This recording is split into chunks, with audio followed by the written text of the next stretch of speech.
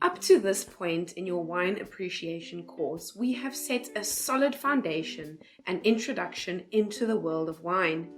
So far, we have learned about how different types of wine is made, how to serve wine, and very importantly, how to properly taste. We have explored various wine styles and categories. We have learned about principal grape varieties and of the intricacies of the process of primary alcoholic fermentation, secondary alcoholic fermentation, as well as maturation. We've learned about the wine bottle, the cork, and the barrel, and the details of the journey from berry into bottle.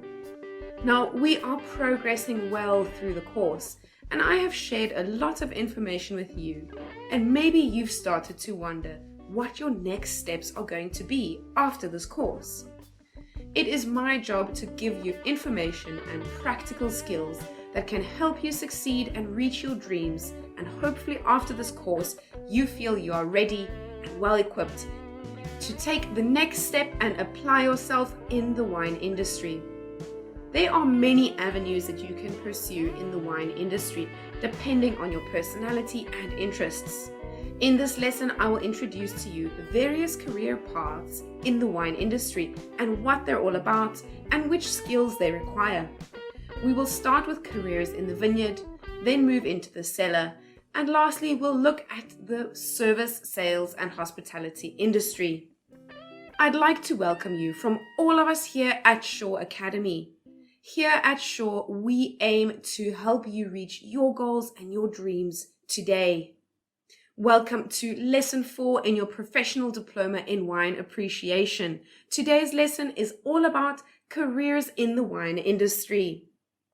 My name is Julia Blaine. I'm a qualified winemaker with almost a decade experience in the wine industry, and I am your educator for this course. At the end of this lesson, you should be familiar with different career paths in the wine industry and be able to identify careers in the vineyard, in the cellar, and out there in the world of wine. You should also be familiar with and able to recognize personal traits that could be well suited to certain career paths that are mentioned to you in this lesson. Wine is made in the vineyard first. So the hands that tend the vine and the soil that it grows in is a critical element to the success of the entire operation. In some cases, wineries have their own vineyards and will have a dedicated viticulturalist or vineyard manager. There are also vineyards that are planted with the sole purpose of selling grapes to wineries, with little focus on the actual wine production at all. And sometimes, in really small setups, the viticulturalist, the winemaker, and the farm manager are all the same person. Before we go any further, let me ask you 3 questions. Do you like working outdoors and getting your hands and feet full of soil? Do you like to watch the sun rise and set in the vineyards? And lastly, do you feel at home when you are working with plants all day? If you have answered yes to any of these 3 questions, then working in the vineyards might be for you. In this lesson, I'd like to cover a broad spectrum of potential careers in the wine industry or very closely linked to the industry. So let us start at the root of all things, soil. We know that grapevines grow in soil. The physical and chemical properties of soil directly influence the vine that is grown in it, and thereby also influences the quality of the grapes and the resultant wine. A soil scientist is a person who will study the physical and chemical properties of soil and how it will influence the plant that grows in it. We have come to the understanding that vineyard site selection is one of the single most important decisions that are made when establishing a vineyard. Soil science includes studying the formation of soil as well as soil classifications.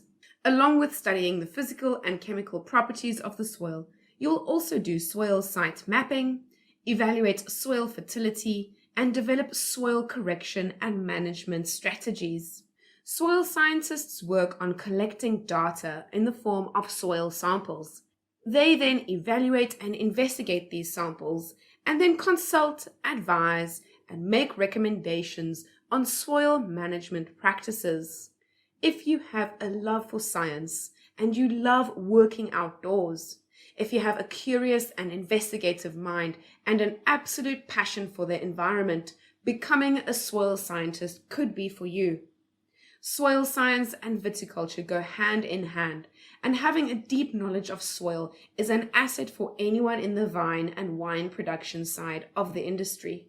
We have introduced viticulture earlier on in this course, so today in this lesson we will just quickly recap. Viticulture is the science and the study of the grapevine, as well as its cultivation and management techniques. Viticultural practices vary greatly all across the world, especially between Old World and New World growing regions. For example, some New World wine growing regions are desert-like, and the vines that are grown there rely on irrigation to survive. But in some Old World wine growing regions, like in France, irrigation is actually forbidden. If you have an interest in viticulture, there are various avenues within viticulture that you can explore and specialized areas within the industry. You can focus on organic viticulture, biodynamic viticulture, or commercial viticulture. Viticulture includes the study and cultivation of not only wine grapes, but table grapes as well. Within viticulture, there are various scales of production, from tiny boutique farms where each vine is tended to manually, to the large commercial productions that focus on high-yielding productions where most practices are mechanized. Viticultural practices and manipulations can make or break a vintage. The soil and climate can be favorable for good quality grape production, but if improper viticultural practices are applied to the vineyard, all could be lost. Viticulturalists nurture the vines according to the environment created by nature. If you really feel drawn to the vine and to science, you can settle your roots in the nursery. Working for a grapevine nursery, you will be focusing on generating good quality plant propagation material. In other words, you'll be working on rootstock varieties as well as sign varieties, and you will be the first in line when it comes to working with new genetic material or clones. Viticulturists have a good understanding of soil and climate, as well as the grapevine. They have a deep understanding of how these variables interact with each other and feel at home when they are between the grapevines. They work very closely with soil scientists, farm managers, and winemakers, and in some cases, like I've mentioned, one person fulfills the role of them all. If you love the outdoors and agriculture, and you want to live in the countryside and work closely with the rhythms of nature and the seasons of the year, viticulture might be for you. If you have an eye for the big picture and a passion for organization, the role of the farm manager might be for you. This is if you have a love for agriculture beyond only the vineyards and have great people skills, love working in the outdoors and with people. The roles and the responsibilities of a farm manager includes the management and coordination of all farm activities year-round, including but not limited to planting grapevines, vineyard management practices, planting of cover crops in the winter seasons, spray management in terms of pests and diseases, weed management, staff management, coordinating people and logistics during harvest time as well as in the off-season, planning and applying pruning practices to the grapevines, farm equipment management and maintenance, as well as liaison between the cellar and the vineyard. A good farm manager is an all-rounder. If you are one that easily tunes into the big picture of an operation, this role will suit you well. You need to be adaptable and very handy, as most of the repair and maintenance work in terms of equipment will fall into your hands first. Many times in my career, I have called onto the farm manager to help me when I've had a broken pump or a wine press stops working in the middle of processing. The farm manager holds everything and everyone together and somehow is able to be in multiple places at once. If you are a jack of all trades kind of person, able to keep your cool under pressure and have a lot of energy and you want to live and work on a farm, this role could be the perfect position for you. If you like the idea of doing something different every single day, then working on the production side of wine could be perfect for you. Your work is dictated by nature and by the seasons. You live completely within the rhythm of nature, and your main priority is the vineyard and the cellar. One of the perks of working in wine production is the opportunity for global travel. You really can chase summer across the globe and make wine where you go. You can work in 2 harvests a year, one in the southern hemisphere and then another in the northern hemisphere. In wine, you learn best from doing. I have been so lucky in my career to have the mentorship of some incredible winemakers thus far, and they have taught me more than what I could have ever asked for. This has inspired me to share my knowledge with others and encourage people to chase their dreams within the wine industry. So now that we have done sufficient ground cover, it's time to move into the cellar. Allow me to ask you 3 questions before we get into the nitty-gritty. Firstly, do you envision yourself as an alchemist? Do you want to watch the sun rise and set in between wine barrels and tanks? And lastly, are you obsessed with the magic process of fermentation? If you have answered yes to any of these questions, maybe you want to become a winemaker. We know that wine is made by millions of microbes, and it is the primary responsibility of the winemaker to ensure the environment within the cellar is conducive to the living and thriving of these microbes, so that they can perform the chemical reactions necessary to turn grape must into wine. The responsibilities of a winemaker in the cellar include but are not limited to the following: cellar preparation as well as cellar hygiene, processing of grapes into the fermentation vessels, and monitoring the process of alcoholic fermentation, including all adjustments and manipulations that might be necessary, monitoring and managing secondary fermentation and maturation, wine finishing, including filtering and fining, blending wine before bottling, and finally, overseeing the entire process of bottling. Some things that many people might not know about winemakers is that on top of being the head alchemist in the cellar, overseeing all the processes, a winemaker wears many hats. The winemaker also fulfills the role of a plumber. Grape skins, seeds, and stems find themselves into the drain in the cellar, and this is an ideal environment for unwanted yeast and bacteria to grow and thrive. Occasionally, these drains get blocked and will need unblocking and cleaning. The winemaker is also a cleaner. Cellar hygiene is critically important to successful winemaking, and harvest time essentially means you are consistently cleaning. This includes all of your equipment such as pumps, hoses, and fermentation vessels. Virtually anything and everything that comes into contact with grape must or wine needs to be perfectly clean.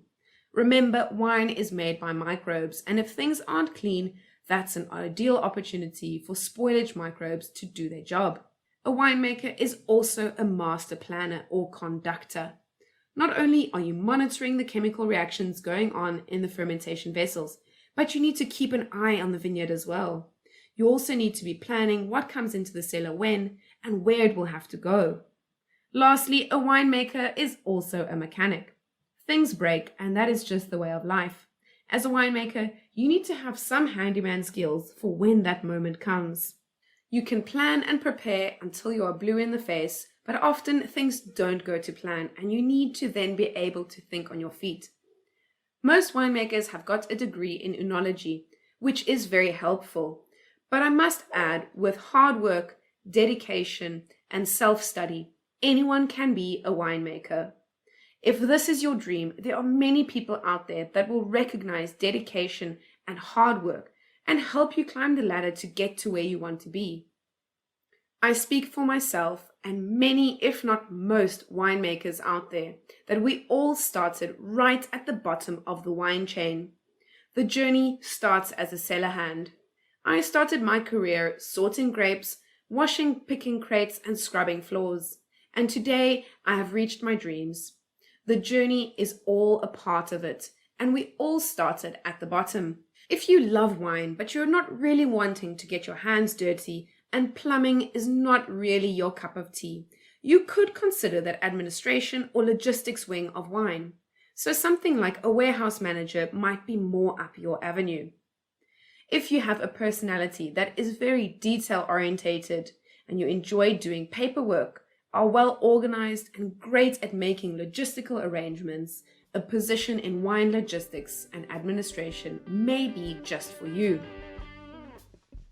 Before we go any further in our lesson, I thought I'd take a moment to let you know what's coming up next in your lesson 5. Food and wine are made for each other, and in the next lesson I'll introduce the basic principles of pairing food with wine.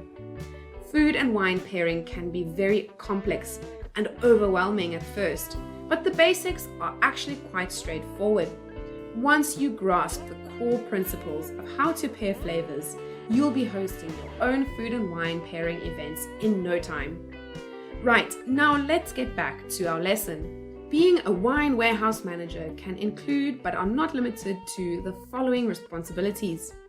You'll be in charge of record keeping of wine stock that enters and exits the warehouse, as well as overseeing labeling and packaging of wine. You'll also be coordinating the packing and delivering of wine orders, both locally as well as internationally. You'll be in charge of arranging export wines, including all the paperwork and logistics that go into making those arrangements happen. Regular stock take and reporting to the winemaker and sales team. You'll also be responsible for the management of all the dry goods and ordering stock when required. And lastly, but not least, quality assurance when it comes to wine packaging. Everything that leaves that warehouse needs to have your thumbs up. The warehouse manager is a key player between the seller and the sales and the marketing team. It is their responsibility to know what is happening within the warehouse at any given moment. They link with the wine production and with distribution, and it is their final eye and thumbs up that ensures that each bottle that leaves that warehouse is absolutely perfect. If you love detail, organization, and liaison between people, this could be a perfect role for you. A good warehouse manager works very closely with the winemaker and is essential to a wine business. After all, it doesn't help if the wine production team did their all to make the wine for the stock to just sit in the warehouse. So the warehouse manager needs to hustle and let the sales and marketing team know what stock there is so that the team can market and sell it. Maybe you see yourself as a mad scientist, tinkering away with tubes and flasks and pipettes. Maybe a mad scientist with a love for wine. Well, the alchemy of winemaking is actually just a lot of chemistry. So if you have a background in chemistry and a love for wine, being a lab technician might just be for you. As a wine lab technician, you will analyze must and wine in all stages of the process, from pre-fermentation to already bottled wine. You are in many ways the winemaker's security net, as it is your main responsibility to evaluate the health as well as chemical composition of the wine. Based on your analysis, a winemaker will decide to make any chemical adjustments, additions, or give the green light to put the wine into bottle. The lab technician needs to be very accurate, because a false evaluation could lead to huge losses. A wine lab technician will perform chemical analyses on the following. Firstly, grape samples leading up to harvest to aid in determining the ripeness and thereby the harvest date. Next, the grape must at harvesting to aid in any decisions on adjustments, acidification or chaptalization, for example. Analysis of wine after it has completed primary alcoholic fermentation to see if the fermentation has truly run to completion. So in this case, they'll test for the RS, or residual sugar. Analysis on wine for malolactic fermentation evaluation. They can do a microbial scanning to evaluate the presence of malolactic fermentation bacteria, and they can also evaluate the progress of malolactic fermentation. Analysis prior to bottling for finishing recommendations, for example, microbial status, protein stability, or any sulfur dioxide requirements. analysis of bottled wine for technical tasting sheets for the market. And lastly, if the winemaker has detected any faults, a chemical analysis can be done to confirm and make recommendations. So I think we get the idea on how important an accurate chemical analysis is. The winemaker will make really big decisions based on these analyses. Winemaking relies a lot on the winemaker's instinct and is later confirmed by chemical analyses. If you like working with chemicals and laboratory equipment, enjoy detailed and precise work, and want to help in making top quality wine and solving problems, this could be a career path that's great for you. Perks of the job is that you'll probably be working in the winelands, and there's an opportunity for you to travel and work in any wine producing country that you want. So by now, the wine is in the bottle. What's next? Well, the wheels of the business need to keep turning. So now the time has come to sell the wine. So before we continue, allow me to ask you a couple of questions.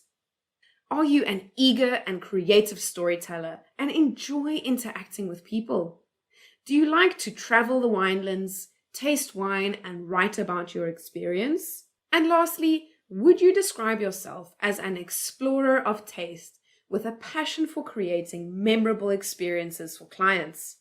If you have answered yes to any of these questions, then working out in the wine world in sales and hospitality could be the perfect job for you. Wine sales and marketing is a very exciting department in the wine industry.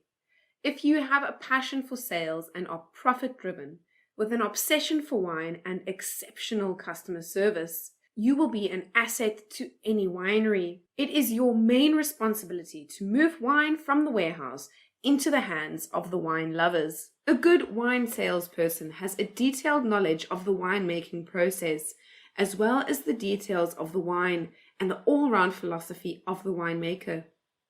All of the questions are going to come your way, and you need to understand every detail of the story in order to convey a true and compelling message to the client. In this position, you could be working for one winery as the designated sales manager, or for a wine store or distributor representing many brands. Some responsibilities and expectations for this type of role include, but are not limited to, the following: hosting wine tastings and presentations to potential clients, keeping record and stock of wine sales, and constantly scouting for wines to add to the portfolio in the case of a wine distribution job, managing wine club members and orders, and maintaining good relationships with clients. You will be answering customer queries, focused on logistics, and apply quality control of all the orders that leave the premises. And lastly, but definitely not least, your main responsibility is to sell wine. If you have the following traits and skills, this type of job could be perfect for you. First, an absolute obsession with all things wine related. Next, a high standard of customer service and relations, excellent wine knowledge. You need to be sales and profit driven and have a willingness to travel and work long, demanding hours. You need to be positive, relatable, and humble, and have a love for storytelling and bringing good wine to people. Lastly, you need to be well organized in terms of taking orders on multiple different platforms and following through with deliveries and making sure your clients are satisfied. Now, a sommelier is a person with a deep knowledge of wine. They understand the intricacies of flavor when it comes to food and wine pairing and are very skilled and accurate tasters. If you love food and wine and excellent service, becoming a sommelier might be for you. Being a sommelier may include, but is not limited to, the following: working in restaurants, advising clients on wine selections, putting together menus and working on food and wine pairings, setting up wine lists, and have an excellent standard of wine service. A sommelier will also be curating the wine stock for a restaurant and host specialized tastings for clients. If you have the following traits and skills, you might consider pursuing a career as a sommelier. Firstly, a deep passion for all things wine and excellent sensory evaluation skills. You will need a broad knowledge of winemaking techniques and an in-depth knowledge of wine styles. You'll need to develop international knowledge of wine and all the wine-producing countries and a passion for excellent customer service. You will need to have the ability to work long hours on your feet and have a love for people and storytelling. Last but not least, you will need a good understanding of food and wine pairing. If you are interested in becoming a sommelier, here are some tips on how to get started on your journey. Firstly, self-study as much as possible. Continuously add to your sensory memory bank as often as you can. Expand your palate and try new things. Remember to journal. Practice accurate tasting. Some of the tools I have shared with you in this course so far will be helpful, but it's up to you to practice tasting critically and accurately.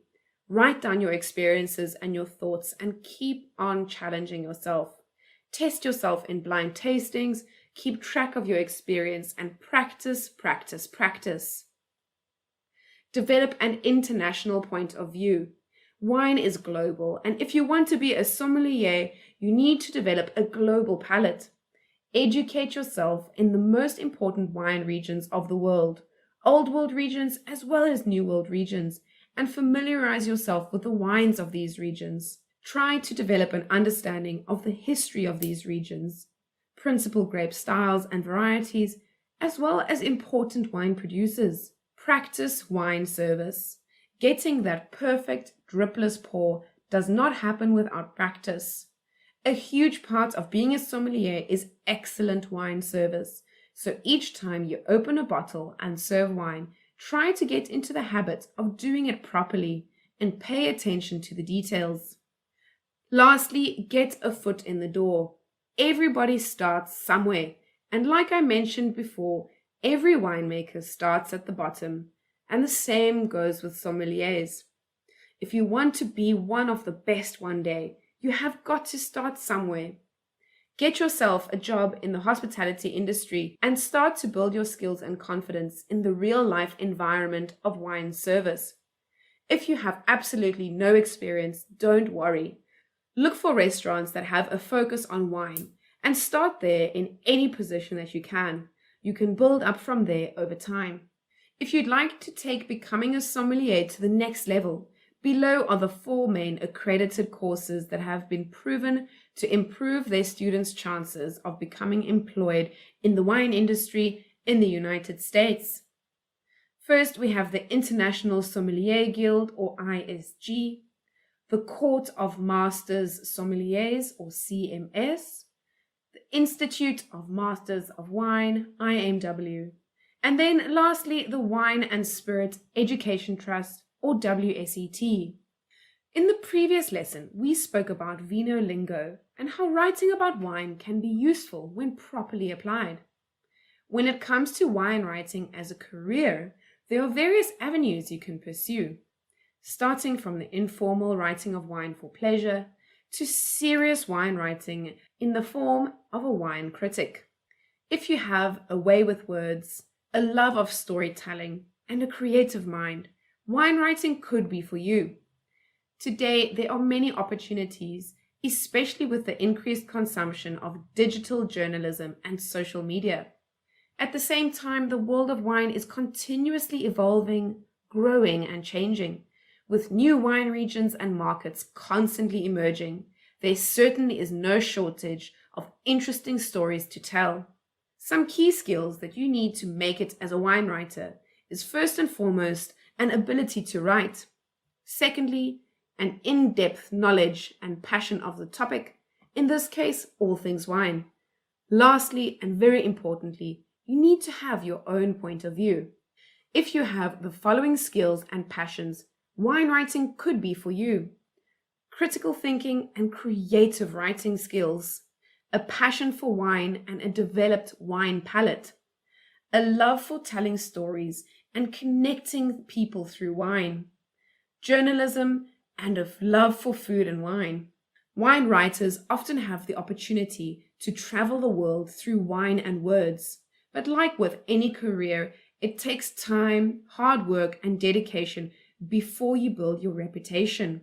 Remember, one learns best by doing, and if you're interested in becoming a wine writer, I highly recommend reading absolutely anything and everything wine related that you can get your hands on.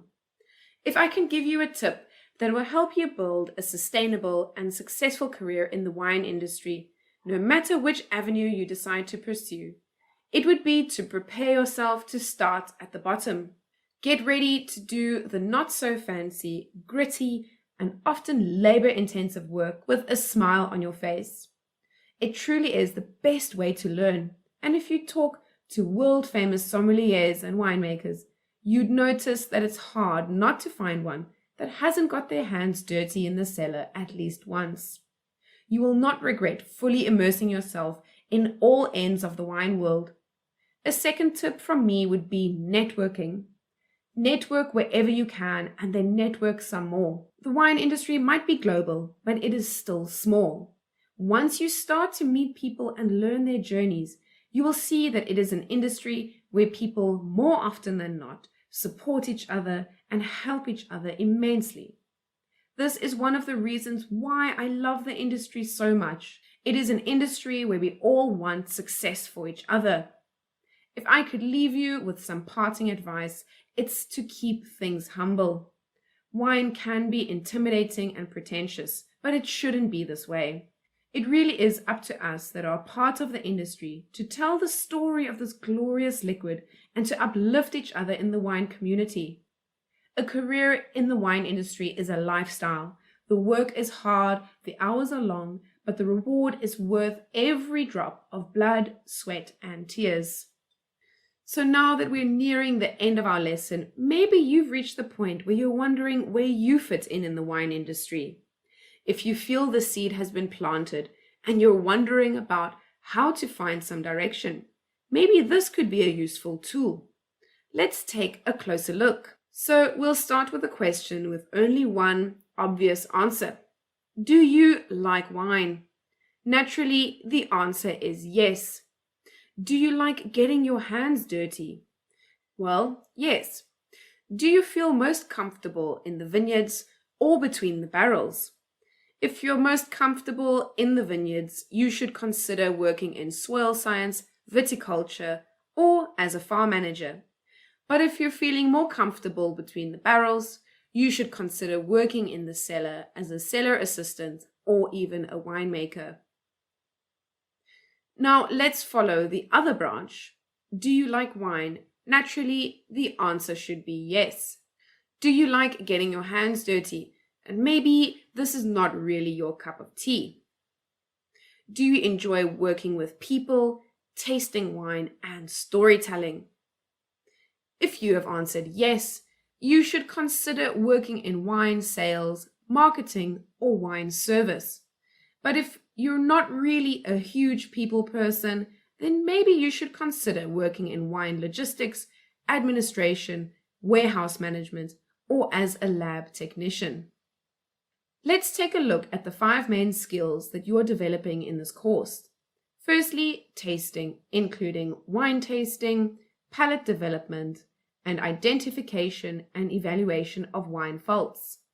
Next, we are learning to navigate the wine bottle, careers and terminology in the wine industry, as well as the elements of wine service. In the viticulture and oenology department, we have learned about primary alcoholic fermentation, secondary alcoholic fermentation and maturation, as well as viticultural practices. In this course, we will continue to learn about principal wine styles, principal grape cultivars or varietals, and food and wine pairing, which we will start on in our next lesson. And lastly, we will study the wines of the world, and this will include Old World wines, New World wines, and innovation in the wine industry. This is just the tip of the iceberg, as in wine, one really never stops learning. And as in anything, but especially in wine, One learns best by doing, so keep on tasting and documenting your journey. Remember, all the summary notes and slides are available in your toolkit and would be really worthwhile to keep as a resource at your fingertips beyond this course. But no sneak peeks. The lesson notes will only become available after you've attended your class or caught up with the lessons. Your toolkit will also help you prepare for your second weekly assignment, which is coming up and will be a recap of Lesson 3 and Lesson 4. While these assignments are optional and they are not for marks, they will definitely help you prepare for the final module assignment. So I would really recommend that you challenge yourself and give them a go. That brings us to the end of Lesson 4 of Module 3 in your Professional Diploma of Wine Appreciation. Thank you so much for joining me, and I'm looking forward to seeing you soon for Lesson 5.